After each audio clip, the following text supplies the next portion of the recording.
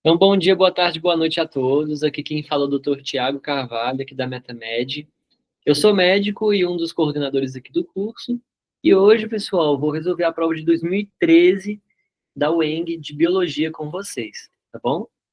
Essa aula ela faz parte daquela linha de aulas um pouco mais dinâmicas, no qual a gente está a fim de zerar todas as questões ali de biologia ali da UENG com vocês, da minha parte também de química, né? Então, química e biologia, vamos tentar matar tudo aí. Os demais professores vão fazer o mesmo, resolvendo as provas ele até o dia do vestibular, tá certo? Sempre lembrando, pessoal, que aqui na plataforma vocês encontram todas as provas anteriores com essas resoluções, tá certo? Então é importante estar acessando depois. Vamos lá. Hoje, como eu falei, vamos resolver a prova de 2013. Eu vou abrir aqui a parte de biologia e vamos fazendo juntos. Então já vai dando uma alongada, pega uma água, um café.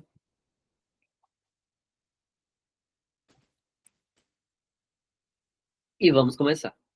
Então, ENG 2013, questão 37. Doenças provocadas por fungos destroem cada vez mais culturas.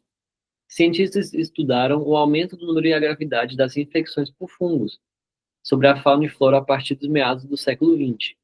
De acordo com o artigo, o aumento das doenças provocadas pelos fungos das plantas e dos animais ameaça a segurança alimentar e a estabilidade do ecossistema natural. As infecções por fungos destroem anualmente 125 milhões de toneladas das 5 principais culturas: arroz, trigo, milho, batata, soja. Que dó, né, gente? Que proporcionam a maior parte das calorias consumidas. As infecções por fungos ameaçam também espécies como abelhas, tartarugas marinhas, corais, anfíbios, mosquitos. Além do que já foi apresentado, os fungos, ao se alimentarem muitas espécies de anfíbios, né, têm contribuído com o aumento da incidência de viroses no homem, como dengue e febre amarela transmitidas por mosquitos.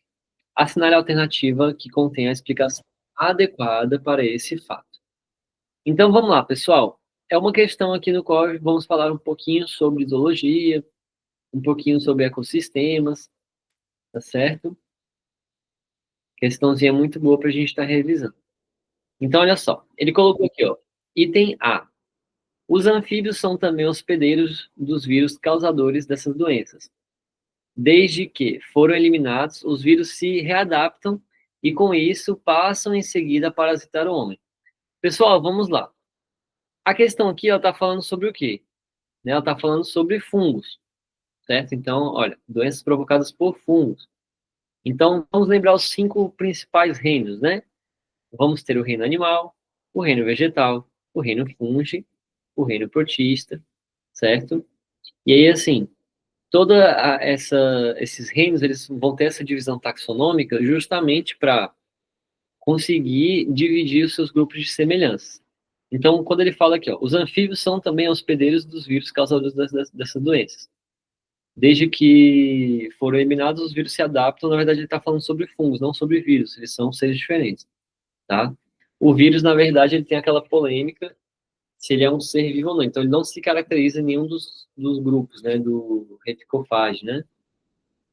Então, vamos lá. B. As larvas de anfíbios são aquáticas. E vamos lembrar o seguinte: os anfíbios eles têm um momento interessante, por quê? Por que eles se chamam anfíbios, né? Anfi significa o quê? Dois, e bio significa vidas. Então ele tem uma parte da vida mais imatura, que ela é aquática, e outra parte que é terrestre.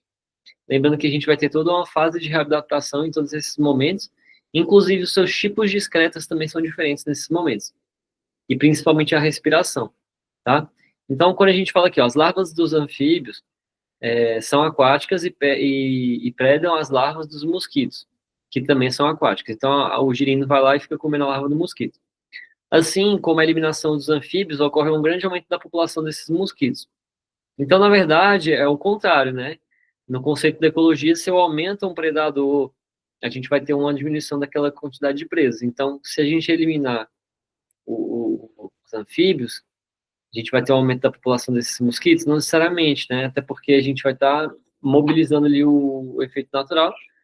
Pode ser que esse efeito aconteça, pode ser que também não, mas a questão está querendo uma explicação sobre os fungos, tá? Então, foquem sempre no item que está falando sobre fungo.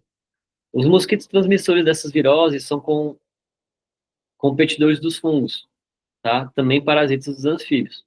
Para a eliminação dos anfíbios, passam a seguir o parasita do ser humano. Então, olha só, lembrando que, se os anfíbios morrerem, na verdade, as larvas do mosquito elas ainda podem ser parasitadas pelos fungos, então não vai adiantar tanto assim, tá? Já aqui no item C, ele fala o seguinte: os mosquitos transmissores dessas viroses são competidores dos fungos, exatamente, que também parasitam os anfíbios. Com a eliminação dos anfíbios, passam a seguir parasitar o ser humano. Então, se o anfíbio morre, esse parasita ele vai ter que procurar outro hospedeiro, e aí, no caso, é o que acontece com a gente. Esse movimento, pessoal, ele é muito comum. Então, eu vou dar um exemplo das arboviroses, né? Que ele até falou no texto ali sobre dengue, sobre febre amarela.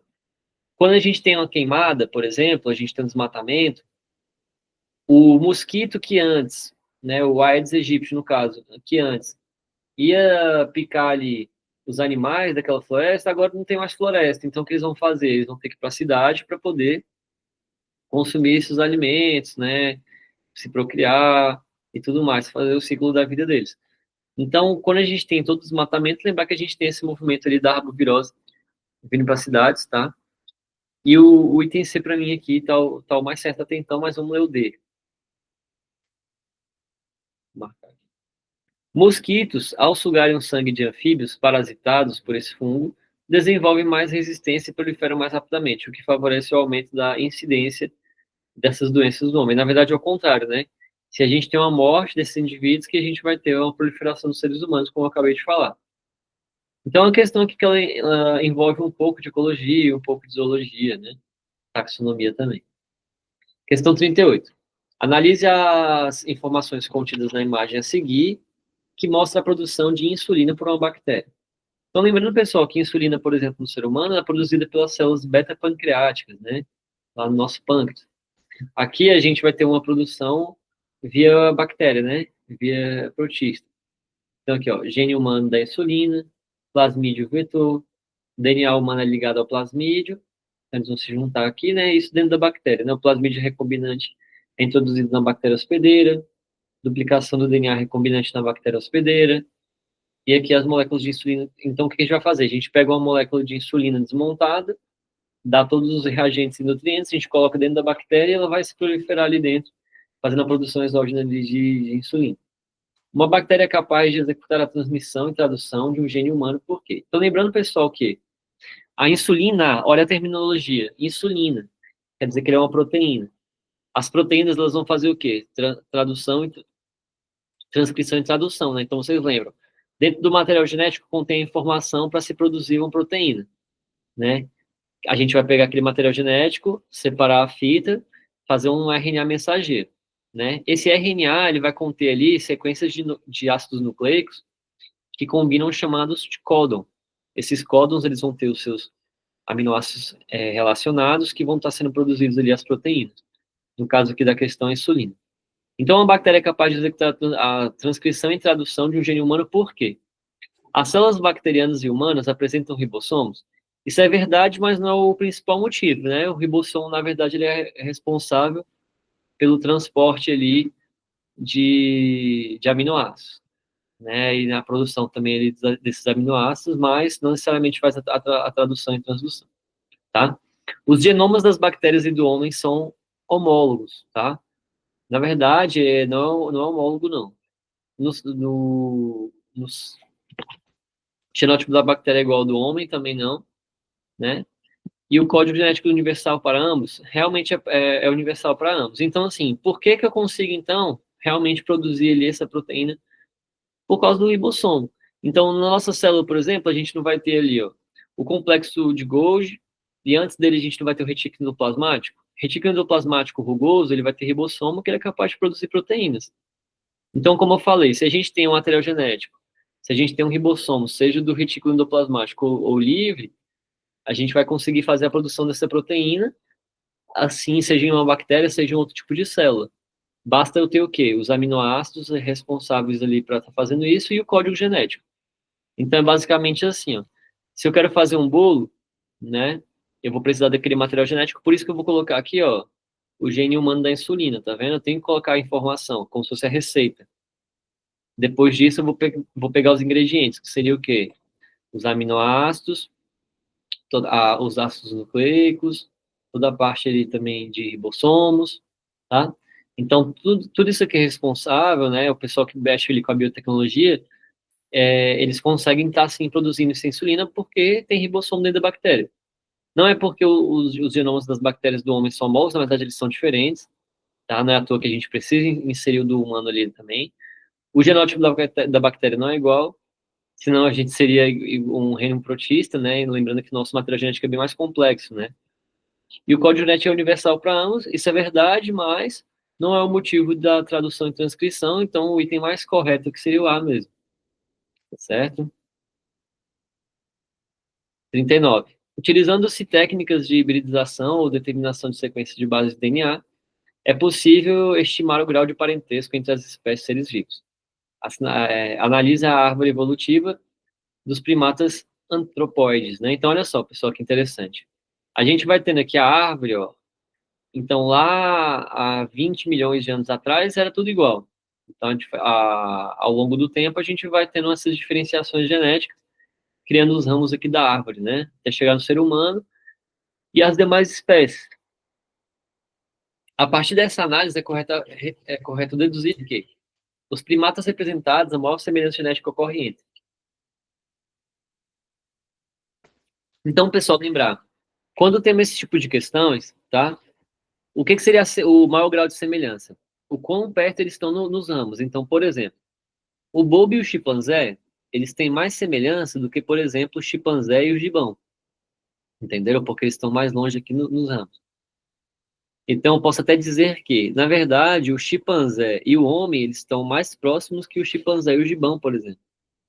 Ou o chimpanzé e o orangotango, tá? Então, vamos analisar. Quem está mais próximo um do outro, mais semelhante? Então, homem e chimpanzé, vamos ver. Ó, homem e chimpanzé, eles têm uma semelhança aqui, até meio que próximo, vamos ver os demais. Chimpanzé e bonobo. Chimpanzé e bonobo, eles estão muito próximos, como eu vou fazer aqui, ó. Até então, eles são os mais próximos. Homem e gorila. Homem e gorila também aqui, ó. Tem a sua divisão. E orangotango e gibão. Orangotango e gibão, eles são os mais longe aqui, né? Então, pessoal, o que vocês têm que entender aqui sobre as suas semelhanças também, tá? Sobre o período de tempo que cada um vai estar se encontrando. Então, por exemplo,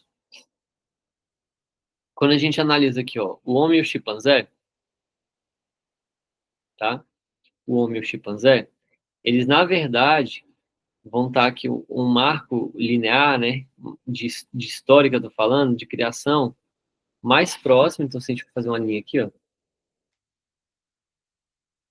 eles estão com o marco histórico aqui mais próximo, porque ó, o ramo de cada um aqui é o mesmo.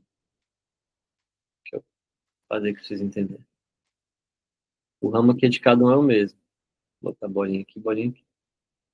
O que vai ter de diferente, na verdade, é o tempo que isso vai ocorrer. Então, olha só.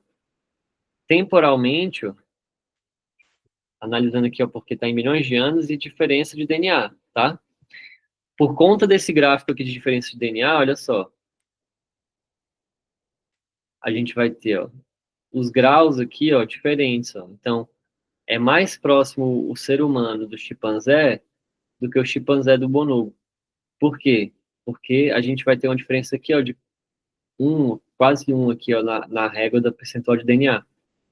Então, esse gráfico aqui a gente vai estar analisando aqui de baixo para cima, tá? Os demais aqui também a gente consegue ver isso. Então, por exemplo, eu quero comparar o orangotango e qual que ele colocou lá? Orangotango e gibão. Então, o gibão tá aqui, o orangotango tá ali. Então, olha só, a distância que eles estão do outro. Vou botar retinho, tá? E aí, por aí vai. Então, aqui, pessoal, a interpretação de gráfico, lembrando que sempre tem que olhar a proximidade aqui, da direita para a esquerda, mas na hora de desempatar, vocês vão olhar de cima para baixo, tá? Então, na verdade, aqui, o item mais próximo aqui seria o homem e o chimpanzé, eles têm um grau de parentesco bem maior. tá bom? Questão 40. Considere a imagem. Então, a imagem aqui a gente já vê que é o quê? Uma fotossíntese acontecendo, né? Tem um cloroplasto, energia solar acumulada em compostos químicos, degradação do alimento com liberação de energia, gás carbônico e água. E aqui está acontecendo todas as trocas gasosas. Lembrando que, pessoal, as plantas, tá, elas fazem fotossíntese, mas elas também fazem respiração celular. Ou seja, as plantas, além de ter cloroplasto, também têm mitocôndria. Lembrando que a mitocôndria é responsável por fazer respiração celular, o cloroplasto é responsável por fazer fotossíntese. Conforme mostra no esquema, a assimilação de energia pelos organismos autotrófos, o que significa autotrófos? São organismos que se alimentam do que eles produzem, tá? Ou seja, plantas elas fazem a fotossíntese e se alimentam dessa própria fotossíntese que vai estar dando energia para elas, tá? Então aqui está fácil, né? Está ligado a qual processo? A fotossíntese, tá? Então as plantas elas são autotróficas porque elas fazem fotossíntese, da própria fotossíntese elas conseguem tirar os suas próprias fontes de energia, né? 41. O líquido extracelular é transportado por todo o corpo em duas etapas. Na primeira, por meio de movimento do sangue pelos vasos sanguíneos, e na segunda, pelo movimento do líquido entre os capilares sanguíneos e as células. À medida que o sangue atravessa os capilares, produz-se também um intercâmbio contínuo de líquido extracelular entre a porção do plasma e o sangue, do líquido intersticial, que ocupa espaço entre as células. Então, basicamente, pessoal, é o seguinte: os capilares, né, eles são a maior unidade que eu vou ter dos vasos sanguíneos, tá? Então, ele é responsável por ser bem fino, ele vai conseguir fazer a hematose, que seria trocas gasosas, por exemplo, nos pulmões. Ela é responsável por alimentar os músculos e as células. Então, onde os processos de respiração celular vão acontecer vai ser ali no final dos capilares, tá? Deste modo, o líquido extracelular, em qualquer zona do corpo, tanto no plasma quanto nos espaços intersticiais, se encontra em um processo de mesclagem contínua, mantendo-se assim a homogeneidade quase completa de todo o corpo. O fluxo de líquidos corpóreos é determinado pelas pressões. Então, pessoal, basicamente, né, vocês têm que saber, sim, existe a pressão osmótica e a pressão sistólica, tá? Pressão osmótica é aquela que vai ser dos meios. Tá vendo que ele falou que existe meio intracelular e extracelular? Então, assim, eu vou ter uma célula, tá? Às vezes, a concentração de solutos no meio de fora é maior do que de dentro. Dessa forma, a gente vai ter uma entrada de água dentro dessa célula. Se eu tiver o contrário, ou seja, eu tenho mais soluto dentro do que fora, a gente tem uma saída desse líquido da célula. Quando a gente tem esse movimento, pessoal, de entrada e saída da célula, a gente vai ter um aumento da pressão, tá? Então, isso aqui gera uma pressão que a gente chama de pressão o quê? Osmótica, tá?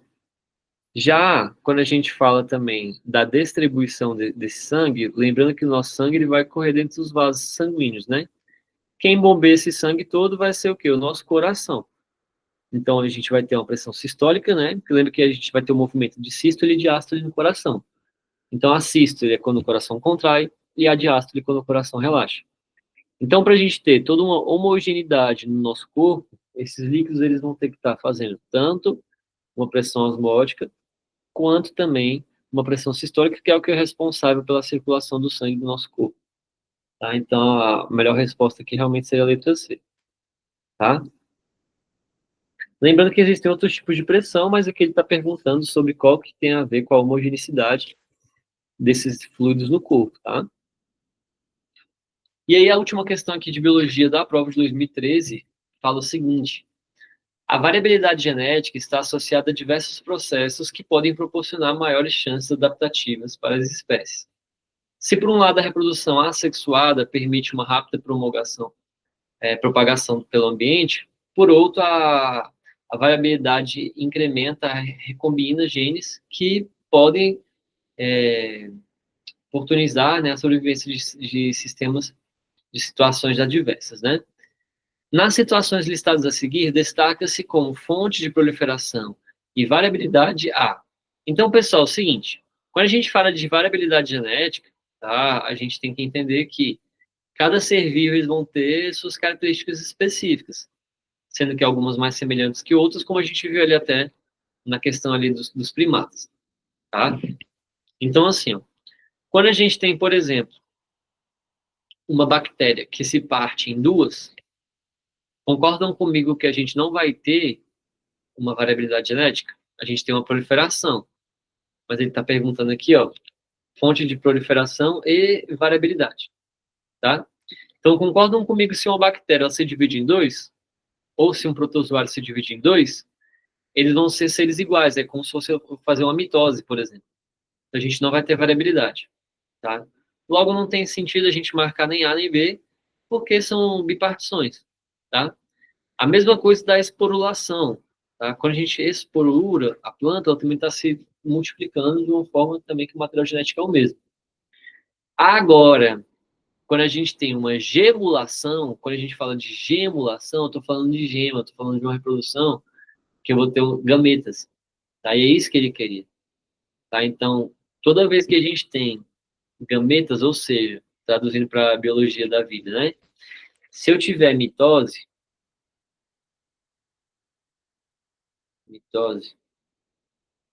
eu não tenho variabilidade. A variabilidade vai ser baixa, tá? Já se eu tenho meiose,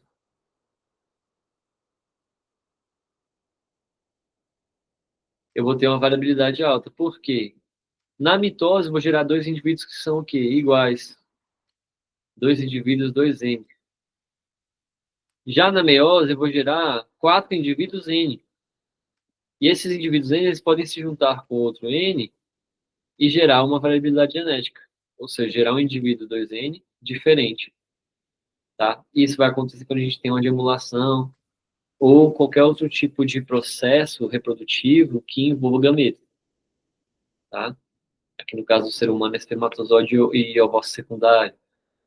Temos ali também o ócito, né? Nas plantas e os gametócitos, tá certo?